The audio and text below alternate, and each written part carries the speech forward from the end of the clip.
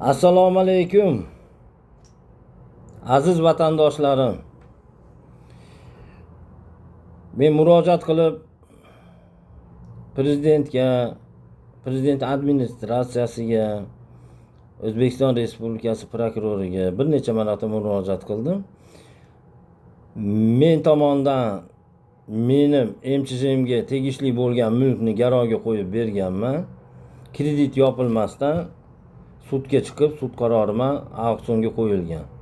Men kreditni qoplab bo'lganimdan keyin 0 qilib qoplab, bankda kreditni qoplanganligi bo'yicha, ijro to'xtatishi bo'yicha xati bo'lsa ham, ijrochi tomonidan ijrochi ishlamasligini vaj qilib, har xil vaj, bu vajlar har xil bo'lib, ishlamasligini aytib, auksion savdo bo'lib o'tgan. Bunda qanday bo'lgan? 28.03.2025-yil soat 10 ga auksion belgilangan. Men 28.03.2025-yil ertalab 8 da pul bilan borib, auksion savdodan bo'lishidan saqlab, mulkimni saqlab qolish maqsadida majburiy ijroga borsam, ijrochi yo'q. 9:10-15 minut o'tguncha kutganman. Kelmagan. So'rasam kelmadi degan. Boshqa yerdan yo'li bormi bilmadim.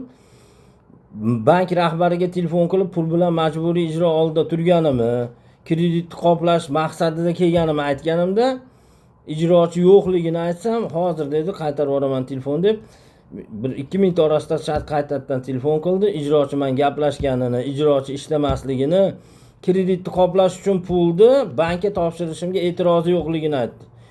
Men o'qday uchib borib, kreditni qoplab 9:46 da bank yuristi ijrochini telegramiga xatni tashlab berdi.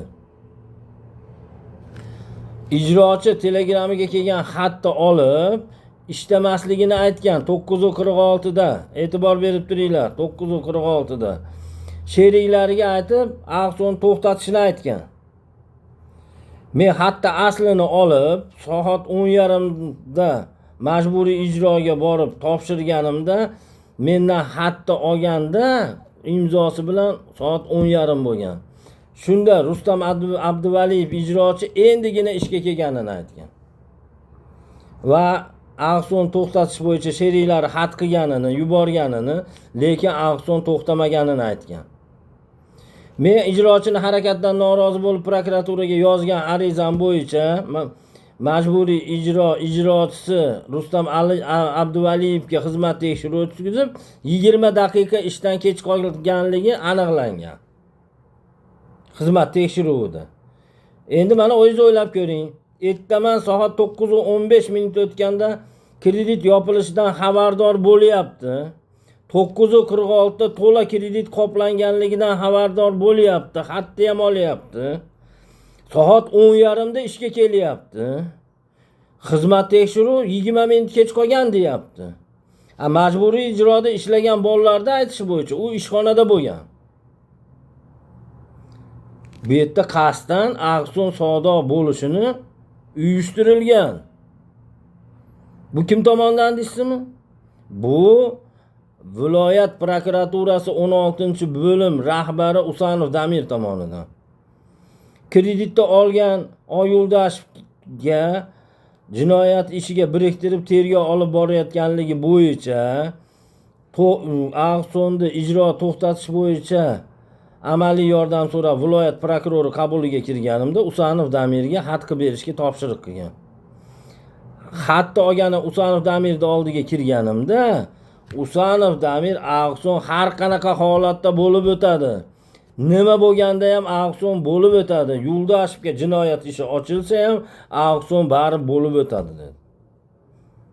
Men shundan keyin pullarni oldim-da, saharlab 8 da ashitda bo'ldim. Lekin barib auksion Usanov Damirda aytgani bo'ldi. Endi shuni bo'yicha men murojaat qilib hozir respublikada yuribman. Andijon prokuraturasi buni hal qilmadi.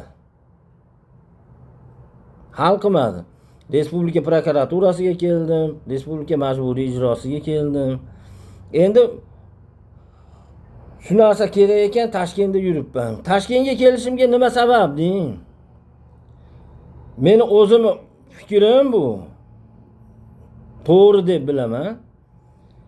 Andijon viloyati Shuhratbek Qo'shaqboyevich fuqarolarni qabul qilmay qo'yganidan deb bilaman. 2018, 19, 21-yillari ham qabul qilgan. Shuhratbek Qo'shaqboyevich haqiqiy muzik erkak odam. Ikkitasi muammosi bilan kirsa, u tanish bo'ladimi, boshqa bo'ladimi, adolatli qaror qabul qiladi. U yerda muammosi bor hal bo'lib, nohaq odam nohaqligini isbotini topsa ham xafa bo'lmay chiqib ketadi. Tushuntirib, bildirib, hamma yo'lda hal qilgan. Har qabullarda, ko'p qabullarda men o'zim bo'lganman. Qabullardan kirgan odam yutami, yutkizami, uni foydasiga bo'ladimi, foydasiga bo'lmaydimi, norozi bo'lib chiqmagan.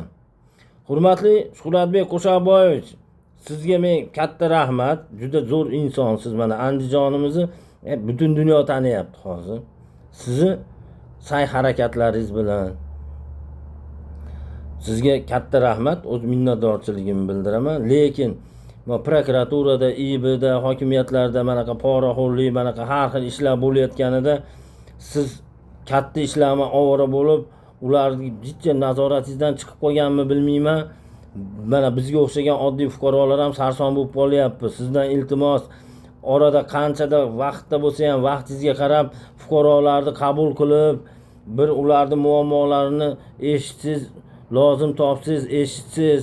Sizni gapingiz gap, hamma yerda gapingiz, hamma yerda nimangiz o'tadi. Nimaga o'tadi? Siz to'g'ri gapni gapirasiz, haq gapni gapirasiz.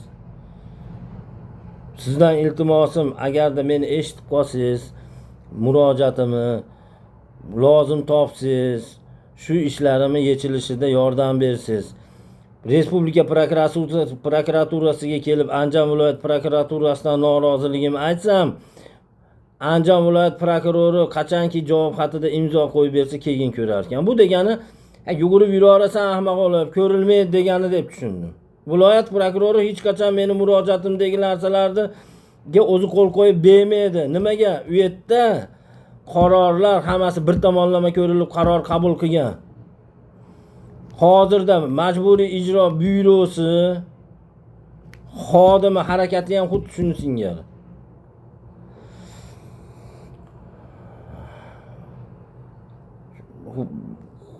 Hurmatli Shuhratbek Qo'shaqboyevich, sizdan iltimosim, shu taraflarini ham Andijon fuqarolarini, siz yaxshi ko'rgan fuqarolarini shu muammolarida ham salpal o'zingiz jinday aralashuv qilib turmasangiz, hamma yo'q chalkash-chulkash bo'lib ketyapti. Sizdan iltimos qilaman, o'zingiz nazoratga olsangiz. Shu prokuraturadagi ham, boshqadagi ham, prokuraturada ham nimaga unaqa noqonuniy ishlar bo'lyapti, men tushunmadim. Mayli. Bu borada yana chiqish qilamiz.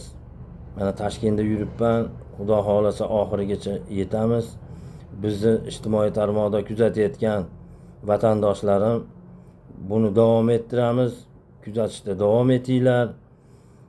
Bu murojaatni tarqalishida yordam qilinglar. Katta rahmat. Ko'rishguncha sog' bo'linglar.